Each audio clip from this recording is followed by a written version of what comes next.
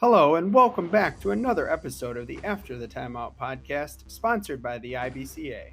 We are a global podcast that shares the passion for the coaching profession.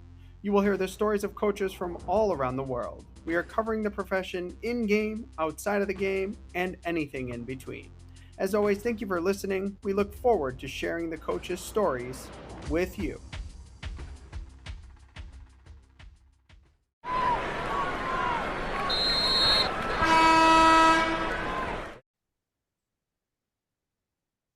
All right, on today's episode, we are back and we are very lucky to have Jose Fernandez, head women's basketball coach at the University of South Florida. Coach, first of all, how are you doing today? Thanks for jumping on with us.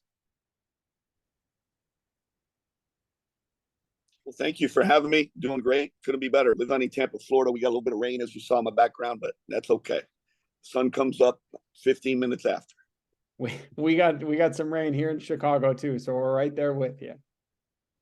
So we like to start every episode with the opening tip. So kind of for your opening tip question, we kind of just wanted you have a really unique journey. We just kind of wanted you to kind of take our listeners through your journey and then kind of give you the opportunity to kind of talk about South Florida women's basketball. Okay. Well, I graduated 1989 from Southwest Miami High School. My high school coach was one of my mentors and father figure, Tom Moore. He gave me my start in the business, introducing me to Cesar Odio at Miami-Dade Community College. Tom took me to my first Final Four, along with my next door neighbor, Chuck Fieldson, who was the basketball coach at Miami Beach Senior High School and athletic director. And, as a Latino growing up, Cuban parents, Spanish parents, the first thing they do, they put a bat and glove in your hand, right? You got to play baseball. Well, I was that kid in right field throwing the glove up in the air and not paying much attention. I fell in love with the game.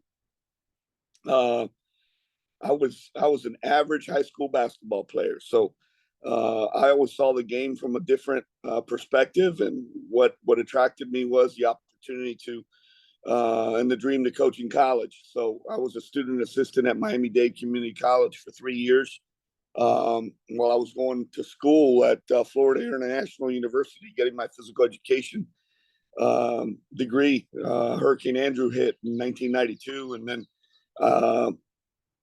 from Miami-Dade, I went to go coach high school basketball for 2 years on the boys' side, and then I went back to Barry as an assistant men's basketball coach. I had already graduated from FIU, and an opportunity arose to take a high school coaching job on the girls' side. I didn't play basketball in college, so it was very tough to get your foot in the door. And I had worked every imaginable camp: Metro Index, Blue Chip, Kentucky, Western Kentucky, Michigan State. I'd get in my car, which people don't do anymore, the first week of June, come back the last week of August, work 12 straight weeks of basketball camp, and have a bunch of speeding tickets, and you were in debt because the young guys had to foot the bill for the older guys.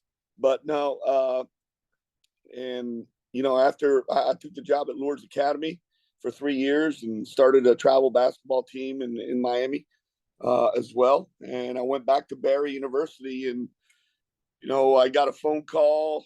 I still remember in February from the head coach here at South Florida about her restructuring her staff, and knew of my connections in the Miami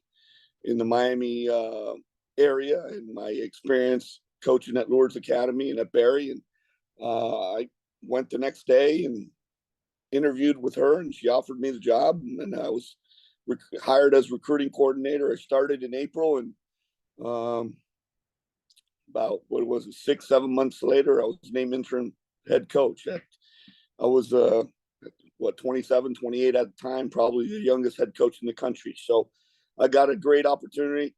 Of course, everybody thinks that they're ready. I was not ready to be a head coach. I thought there was so much outside of just running a practice, putting together a playbook, player and coach's manual, scouting of opponents, breaking down film. That's the funnest part of my job. People don't understand that's a really small percentage of what we do on a day-to-day basis. So, now fast forward to 24 years, I think we got one of the best programs in the country. We've been in every top 25 poll the last 10 years and been to the NCAA tournament 8 out of the last 10 or 11. So it was a great journey. Those first 3 years were very difficult. We went from 4 to 14 to 7, and then year 4 NIT, year 5 NIT, and then year 6 NCAA tournament bid. So City of Tampa and the University of South Florida has been great to me and my family, and it was an incredible opportunity to start the program and see the success. Because before we took over, I believe the school record for wins was 16 in one season, and they had never been to postseason play. Now you walk into our practice facility or into the Yingling Center, and you have 19 manners up there, and there'd be another one up there if it wasn't for COVID. So we've been very, very successful, I think, because I've had incredible assistant coaches and staff members that have worked for me. And I think we've done a really, really good job recruiting the type of student athletes that have fit into our system and program. So on your journey, you were in Florida, right? You've been in Florida your entire career. I guess I'm kind of wondering, was that something you kind of consciously did and you wanted to stay, or just how it worked out? And kind of why was it important? I mean, obviously you grew up there and you got your start there, but when you look at coaching paths, right, they go here, there, everywhere, right before you get there. And then maybe some like insight into Florida basketball. What's unique about Florida basketball at all levels? Well, now don't get me wrong. In the last 23 years, there's been a lot of opportunities for me to leave South Florida. But number one, I live where I tell people all the time, I live somewhere where people come to vacation, right? I love the outdoors. I don't like the cold weather unless I go skiing for 3 days and I'm in and out. But I lived here in Florida my entire life. And I think when you build a program and you have so much investment in it and you're winning, right? And I have a practice facility. We have a football 5 budget. We charter everywhere. So there hasn't been a reason for me to go ahead and get up and there's a reason why ADs and presidents make changes, right, to a program or university. They're not winning. They're not successful in their league, right? And it just from when I took this job, I was going, okay, I'm going to take this job, go to South Florida, be an assistant coach, recruit my tail off, develop, and then I'm going to get a better job, right? Well, when I got the job, I turned it into my dream job, right? A lot of people, they don't have their 2 feet in, and they're always looking at the next place.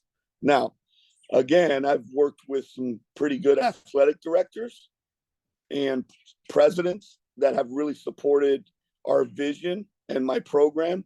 And I get compensated, my staff and I get compensated pretty good as a football 5, Power 5 program. So there hasn't, you always look at some universities they call my agent, and I have it better here than at a Power 5 place, budget wise and salary wise and resource wise. So there hasn't been a reason for me to look elsewhere, because I think when you mention South Florida, a lot of people don't want to play us. It's very hard to schedule, right? It's hard to schedule home games.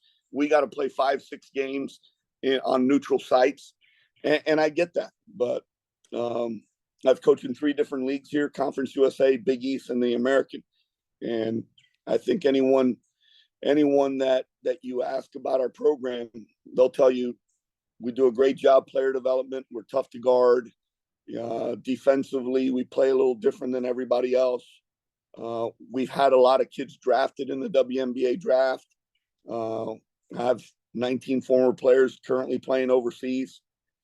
5, 6 assistant coaches that were former assistants that are head coaches now.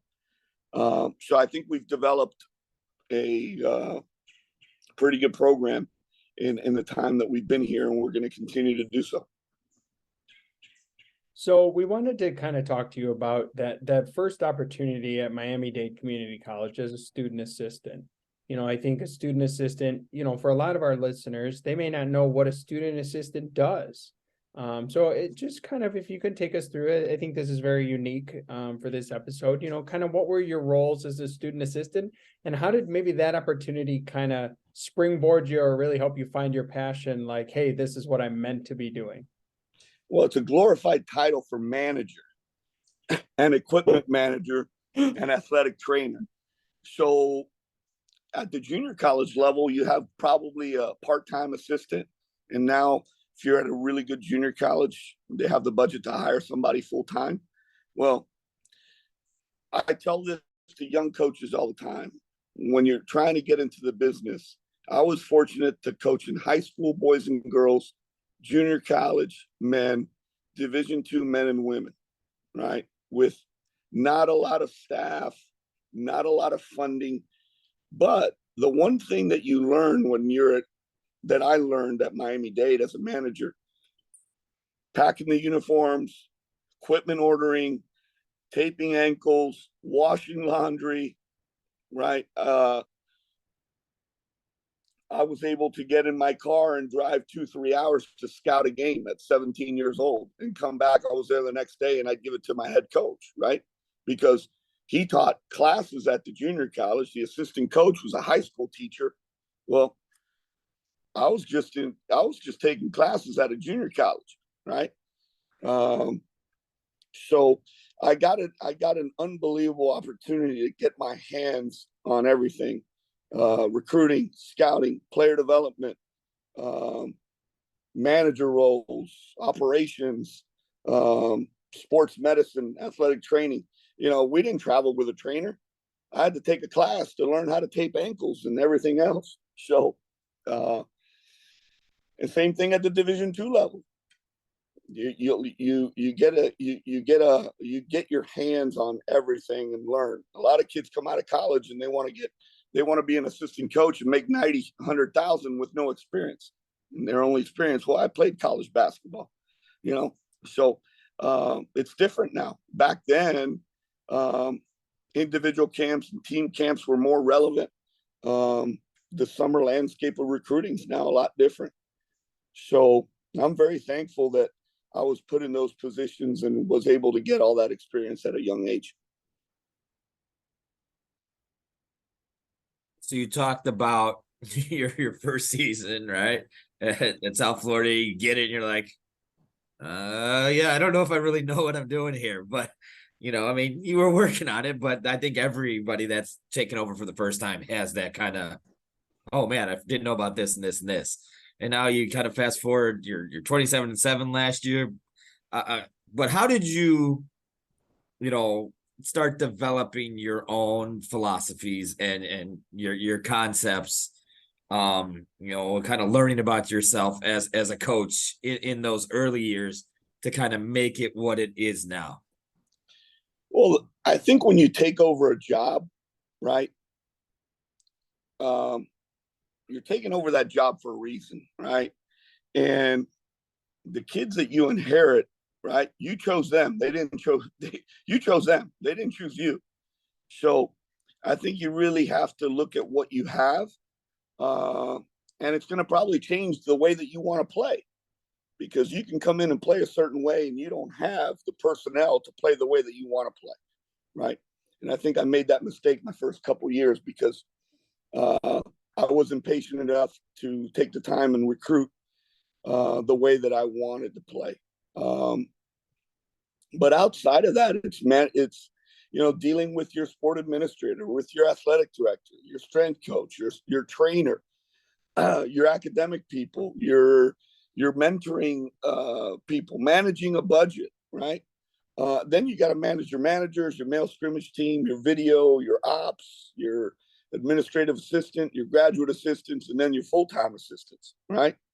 And hiring the right people along the way that have the same beliefs and energy level and culture belief that you have.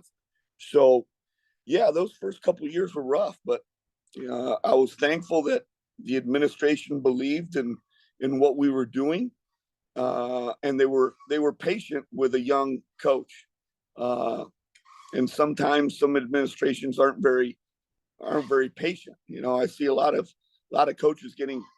Look what happens in football now. You don't win in 2 years, you're losing your job, and it's really tough because you're inheriting a bunch of players. But now, I think the transfer portal changes a lot of things, and NIL's changed a lot of things. But I'm very thankful that people at South Florida were patient, because year 4 and 5 were postseason, and then year 6 NCAA tournament. Just as a follow-up, because we ask a lot of our guests this, and we often get a similar answer, but those first couple of years when you were building it up, and you're a very young college coach, and I recently read a book about kind of that imposter syndrome you have as a young coach. I know at least I had it. I know sometimes when we ask our guests, they're like, "Oh yes." Those first couple of years, did you ever have those quiet moments by yourself where you were like, "Man, is this what I'm supposed to be doing? Am I doing this right? Am I messing this up?" No, I always knew that what I wanted to do. Again, it was all the other things I don't think I was was ready for. I think one of the biggest mistakes too, you want to win so quickly and turn things around. Sometimes you recruit the wrong people into their program. And I say it all the time. Sometimes, take a little bit more look into character instead of characters.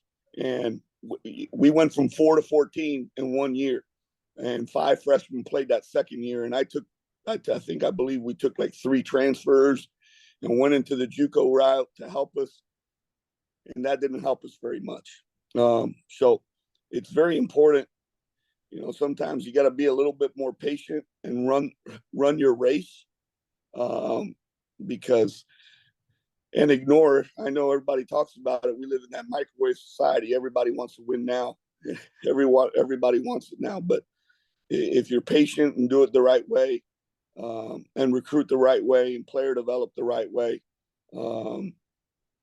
hire the right way, you got to do everything else, of course, and practice and coach and have a good offensive and defensive philosophy and do a great job preparing. But recruiting the right people is very, very important. There's a lot of good coaches that don't have jobs right now because they didn't recruit the right way.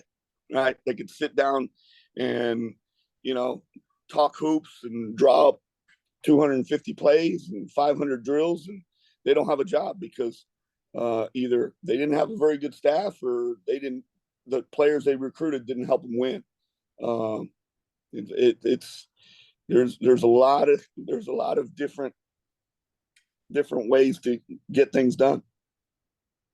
So before we move on to the halftime adjustments in the second half of the episode, we wanted to just touch on the Latino Association of Basketball Coaches. This is something, to be quite honest, in our over 100 episodes, we've never discussed with a guest.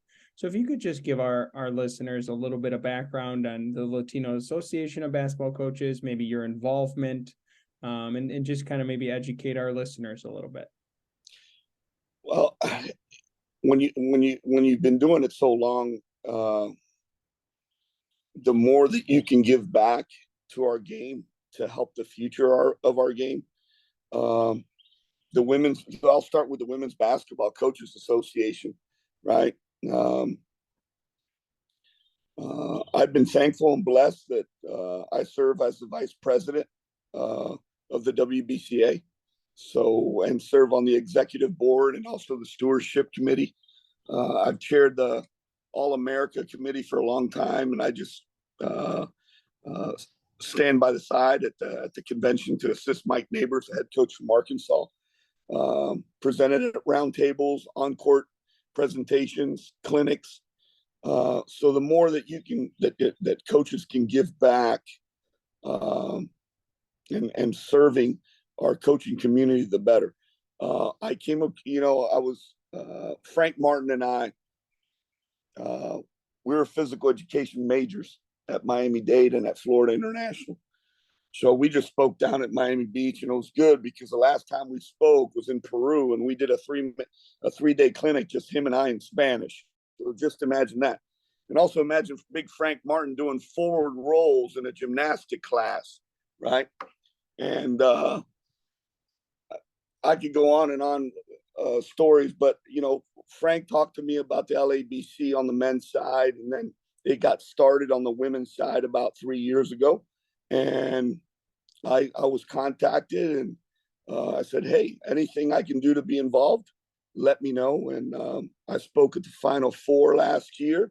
One of my assistant coaches got the head job at South Alabama, and I met a young lady where I was speaking. I had conducted 8-9 interviews at the Final Four. I met her at the LABC, and I ended up hiring her as an assistant coach. So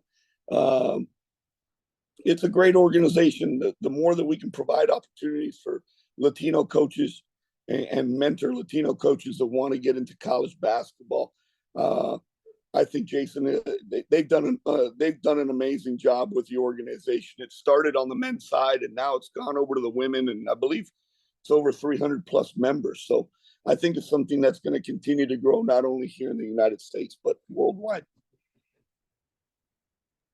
So call this halftime adjustments, kind of the halfway point before we kind of switch to our zone offense stuff. But I wanted to talk to you about, right, this is that kind of weird time of year, right? You're in the preseason, you've been working, you got your whoever graduated, transfer, whatever it may be, and you got your new group in. So you have these ideas of, I think this is what we can be, right? So how do you go through that process of kind of trying to figure that out, making that transition from, okay, we lost this, we gained this, and maybe different skill sets and all that, and kind of blending it to get ready for your season? Because like you said, you got a target on your back, right? You guys are known. Everybody knows who you are. Todd, I spoke about this we had our media day a couple of days ago in Dallas, right? And they talked about, okay, you won 27 games last year. But yeah, we won 27 games last year, but we had to replace 4 starters. So we found a way. Now I got to replace 2 seniors that went in the WNBA draft in the second round. So we returned 3 starters, but we lost 2 guys that were pretty good. How are we going to do that? We brought in 2 kids in the transfer portal that I think are going to be an immediate impact. We had a young lady that hit 110 threes, probably one of the best 2 guards in the country. She returns. I return our starting 4 and our point guard, our backup point guard, our backup 4. Some of the freshman kids that didn't play last year are going to get a great opportunity. They were good players, but they were playing behind some really, really good guys. I use Courtney Williams, for example. When she was here, she didn't start for us to the middle of her sophomore year. Everybody said, man, you crazy. Courtney was first round draft choice. Right. I go, yeah, but she was playing behind two WNBA draft picks, and Andrea Smith and Inga Orko, right. And then we brought Kit Yalaksa, who was another WNBA draft pick, to play alongside of Courtney. I think you got to be really, really strategic now and prepare for the future. We got a board, okay, 24, 25, 26, 27, 28. Right? What our needs are. Can we take a freshman? Do we have to bring an immediate impact? Another kid that'll help us out. We signed a junior college All-American post player. So I think we'll be fine. I definitely think we're an NCAA tournament team. We'll contend for another conference championship. But the things that you can't control, right? Injuries, right? I feel good about our team. We got a lot of depth. I think we recruited the right way. So we will see. I think it's going to be a fun year. Yeah, it becomes more difficult now, right? But there's so many moving pieces a lot of times and things available. You got to kind of figure out which route you want to go. It's definitely a different landscape. Yeah, it's totally different landscape because you really got to take a look at your depth at every position, right? And how far along the young kid is, or if they're not coming far along, you got to go into that portal and get some experience, right? Or you need to get better at a certain position. You go in the portal, then you really got to investigate, why that kid's going in the portal in the first place. Is it playing time, system? She was playing behind somebody, or was she unhappy? Was she coachable? What type of problems does she bring? So you really, really got to do your due diligence. So, as we get into the second half of the episode, we really have not focused with any guests on zone offense specifically. And when we've spoken to other coaches, they have kind of praised your zone offensive concepts and philosophy. I know Coach Woods from Denver has been one of them. So the first thing, let's just start from the bottom. You're looking at zone offense as a whole.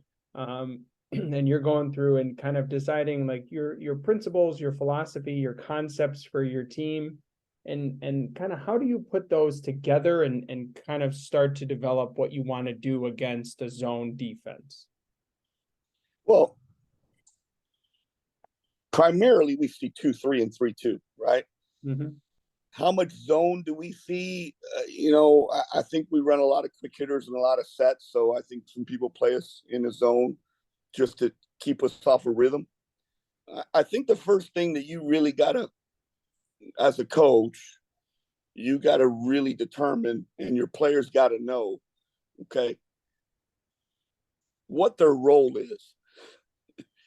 At our place, not everybody, it's not an equal opportunity offense, okay? So Kelvin Sampson said this, 2-3 years ago, I'm not going to give a bad shooter confidence. Mm-hmm. Well, we're not going to let a bad shooter shoot, right? Their job is to get in gaps, maybe screen, be the ball reversal guy, be the extra pass guy, be the screener. So I think whatever zone offense you're going to run, we have a basic zone offense, but I like to run a lot of different actions. The ball's up top. I like it.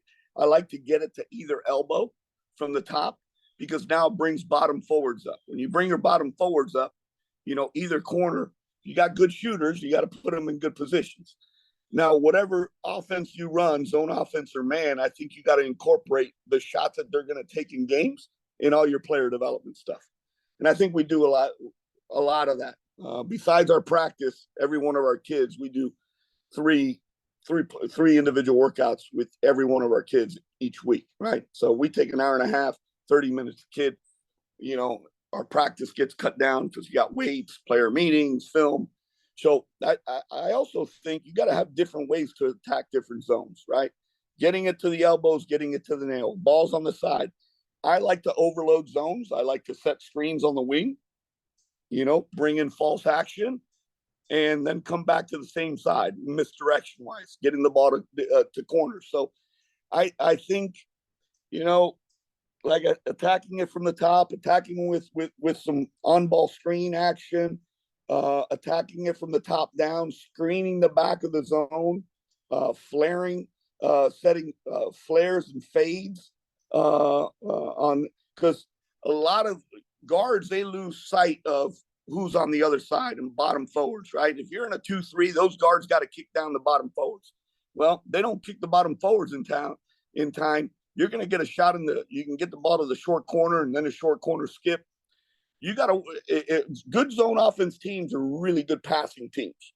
So you got to really pass the ball really well and get the ball to, if we had a whiteboard right now, I could draw you up probably 15, 20 things that we do against the zone, but you can run the best stuff, but that ball doesn't go in.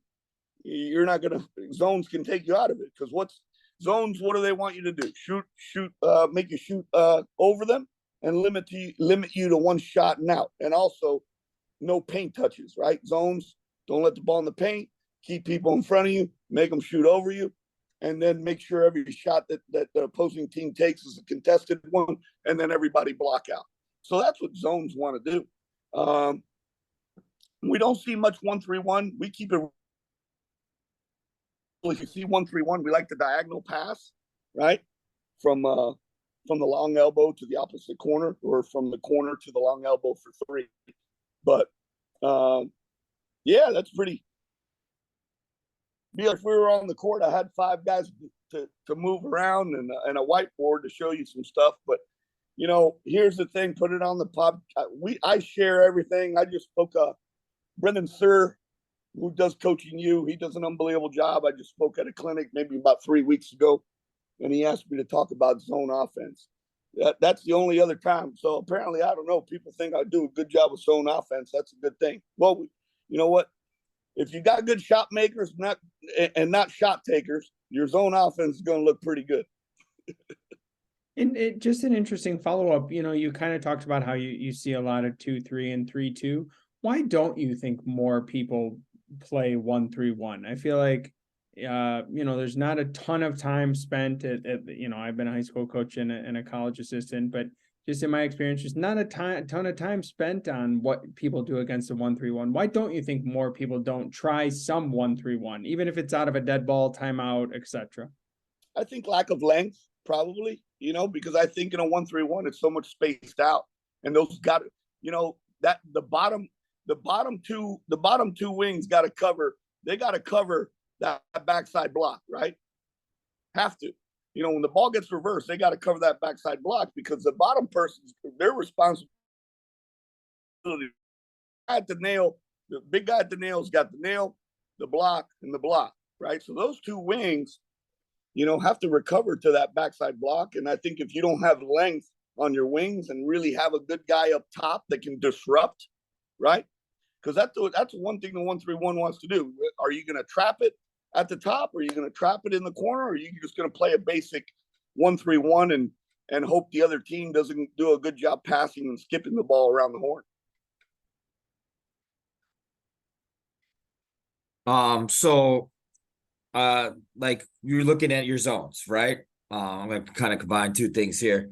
And a team's gonna run a zone. So kind of where do you start? Like, okay, what are you kind of looking at of key points? Because every zone's a little bit different. Maybe they add a wrinkle to it, maybe they trap out of it. And then are you doing something different for odd fronts or even fronts, changing your shape of your offense, whatever it may be? Yeah, without a doubt. We're going to attack things differently depending on.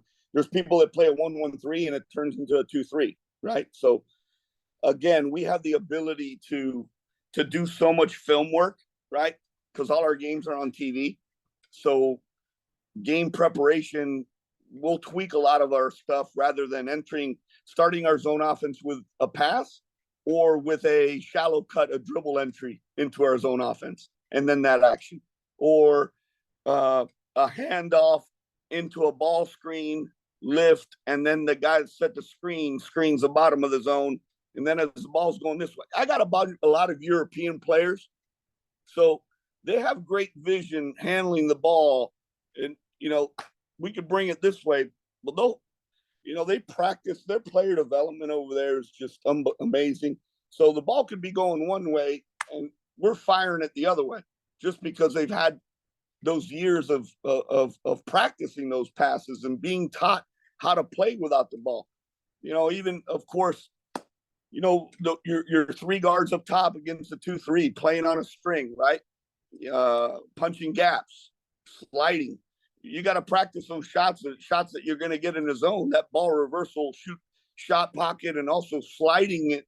You're sliding in the pass comes, practicing sliding to get into your shot.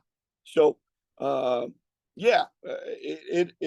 think it goes with, you got your basic package, you know what you want to run, you got a ton of stuff to run, what's going to work against that certain team, and what adjustments are you going to make? Is it, a point zone, a 3-2 middle down, that guy that it shows 3-2, but it's really a 2-3 because that guy's dropping down. A 1-1-3 that turns into a 2-3. a 2-3 that they're going to trap the first pass, right, and deny the reversal and take the corner away and leave the furthest guy away from the basket open. So I think the more that you can prepare your kids for those looks, the better that you're going to be able to adjust to those in a game. And I found whether you're in a 2-3, you're in a 3-2, you're in a 1-3-1, whenever the ball's in the corner, any zone that you're going up against turns into a 2-3 zone. If you really think about it, draw 2-3, 3-2, 1-3-1, balls in the dead corner, it's a 2-3 zone. So we've adjusted from there. Now again, how are you going to get your post players involved? Because you get on your guards; those guards want to go and shoot and dribble, and they got to wait for short corner occupied, high post seal. The more that you can get guys involved, now that zone is in a gray area. You want to play. You want to have a good zone offense. Also makes that zone defense. One guy have to guard two and make a decision. An interesting follow-up. Todd and I talk about this all the time. I mean, if you look now between CoachTube and all these different websites and Twitter and Instagram, and there's so much out there. How do you kind of go about kind of paring it down to be like, these are the concepts we're going to do. These are the concepts that work for us. Like, how do you kind of go about like simplifying it? Yeah, I mean, there's a lot of great stuff that I like out there, right? That I went to FIBA 16s, 18s, 20, FIBA 19s. I went to FIBA Eurobasket, and I watched all the FIBA World Cup for the men. There's a lot of stuff that I like, but it doesn't fit my personnel, right?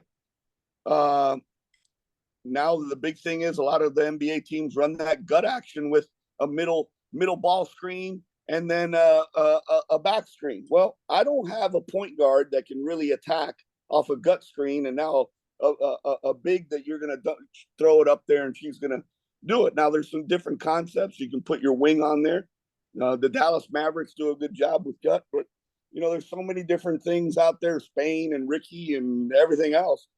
It's got to fit to your personnel, because there's a lot of things I like, and maybe out of a timeout or play with it in practice and see if it works, right? But there's a lot of really great, like you said, there's really a lot of great things out there, but you got to find the things that fit to your personnel. I've seen some teams that got 5 All-Americans and they don't have a 4 that can pass, and they're running chin action. Well, chin doesn't fit your personnel. Run isolos, run side pick and roll, run nail action, run some zipper. But sometimes some people, square peg, round hole, and you gotta really find what fits, and you gotta recruit to what fits, and you gotta practice what fits, and you gotta player develop what fits. So just the last kind of question on this topic before we move into our last 2 questions is, Todd and I are always interested to find out from people, how are you assessing your success of whatever you're doing? So for you in this topic, how are you assessing your success of your zone offense? Obviously, outside of did you win the game and did you score so and so many points? What are maybe the keys or things you're looking for against a zone to know, like, hey, we might have missed that shot, but it was the shot we wanted. Right. Kind of, how are you assessing your success? Well, shot selection, number one, are we getting the shot we want, right? For us, we're a gap team. We don't turn people over, right? So we got to be great from the free throw line. We have to stay underneath 13 turnovers a game, and we have to out-rebound the hell out of the other team. So, zone offense, are we getting the shot we want, right? Number one. Where are they adjusting? Have we adjusted to what they're doing, right, from what we're seeing live out of timeouts? What have we fixed? are we getting the ball to the short corner? Are we getting the ball to the elbow? Right. Then how many shots did we take against the zone? And how many offensive rebounds did we get out of it? Right. Because we send 4 to the glass. How many second shots are we getting against it? So if we're not making shots against the zone, we got to get second and third opportunities. But again, there's a lot of bad teams that don't make shots and get a ton of offensive rebounds because they miss so many shots. Well, if you don't convert on offensive rebounds, you don't have a good offensive rebound conversion. Doesn't matter how many offensive rebounds you get. So I think those are the biggest things. Do we got the right people shooting the ball? Was it a good shot? Just didn't go in. What adjustments can we make? And then do we got 4 guys in the paint going to assault the glass? That's what we talk about. Go assault the glass.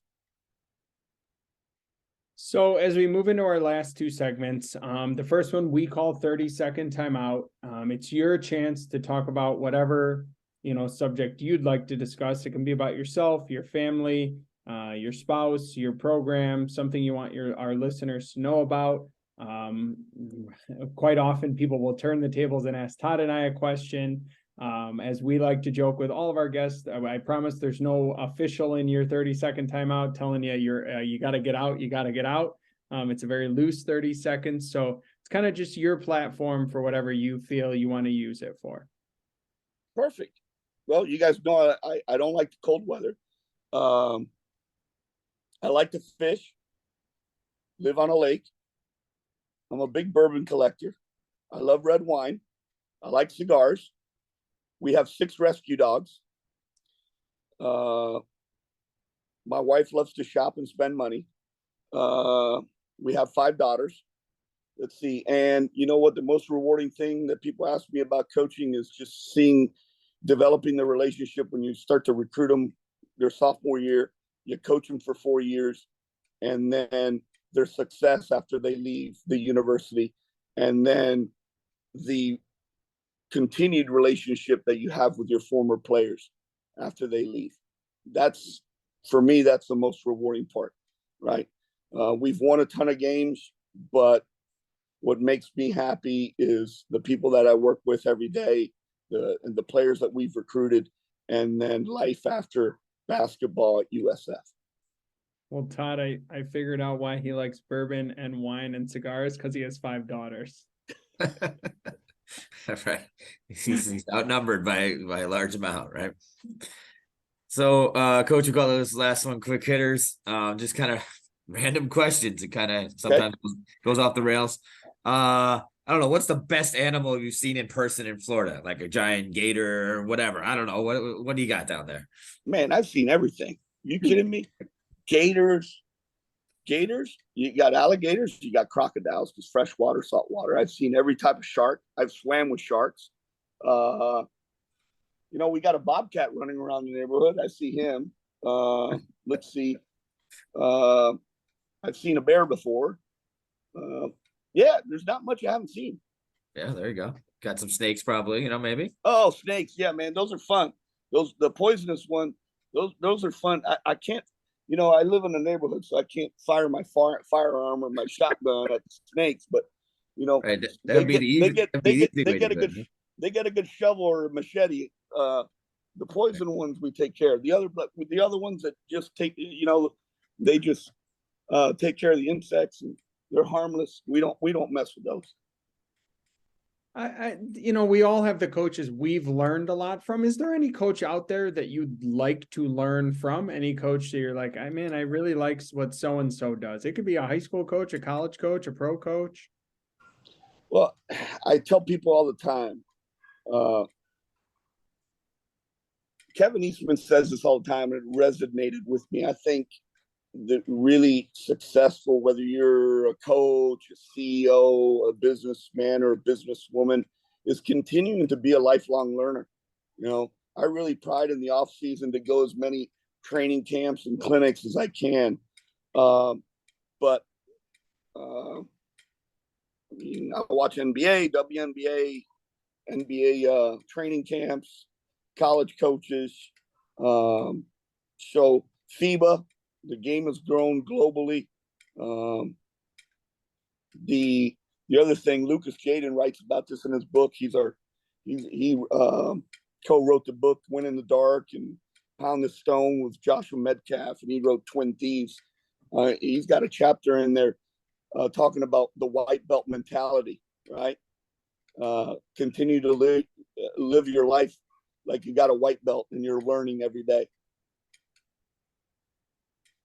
All right, what do you miss about back in your days of being an assistant? What was one of your favorite things about being an assistant? Maybe that you really liked. Oh man, just having a great game plan and a great scouting report, right? To have my boss ready for shoot around and for him or her to coach coach the game and not worry about the preparation. I think assistant coaches, when they got a scout, man, that's their baby, right? They want to do a great job with it. They want to make sure they don't screw up on personnel and in the 3 film sessions and in the walkthrough, right? And then the other thing is, assistant coaches really, they take pride in recruiting a kid, right? Still remember the first kid I ever signed. He ended up being a Division II All-American, Cliff Dubois. I still talk to him. Little kid from Jupiter, Florida. Had a great career at Barry University.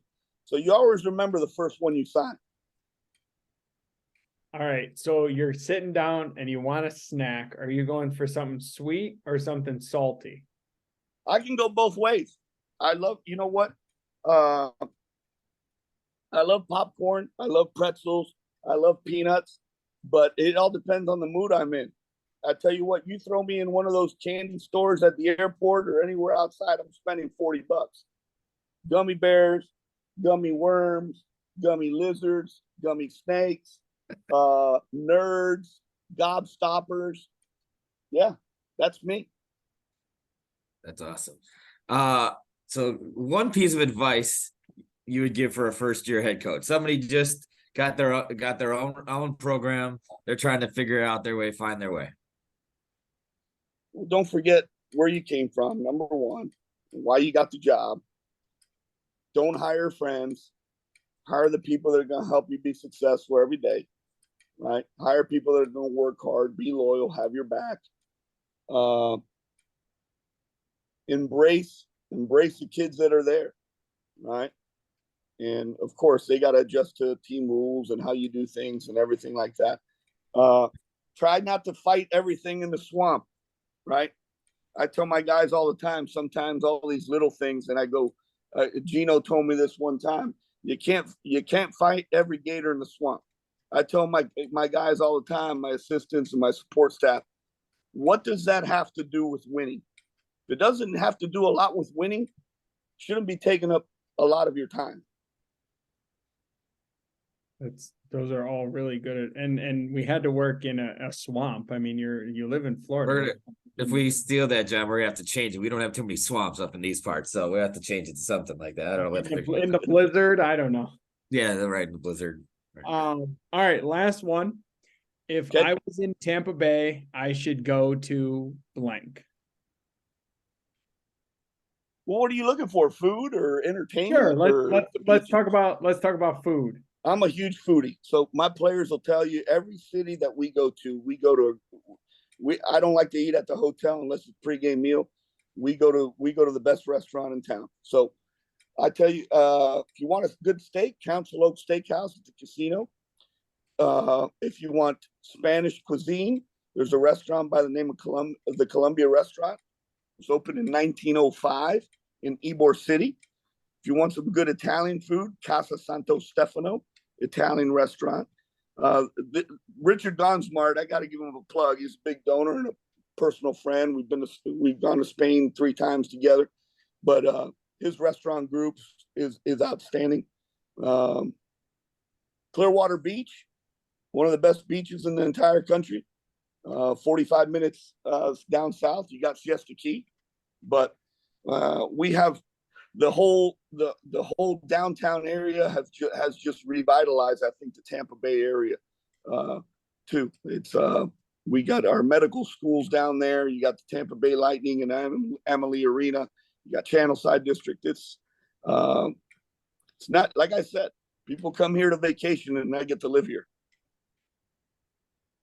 Well, Coach, we can't thank you enough for joining us this evening. We're excited to get the season going and watch you guys play, see some of your big games on TV, and kind of see some of the things you're talking about and study. So we can't appreciate it enough, and good luck this season.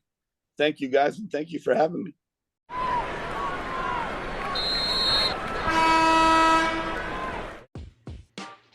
Thank you for listening to another episode of the After the Timeout podcast in partnership with the IBCA.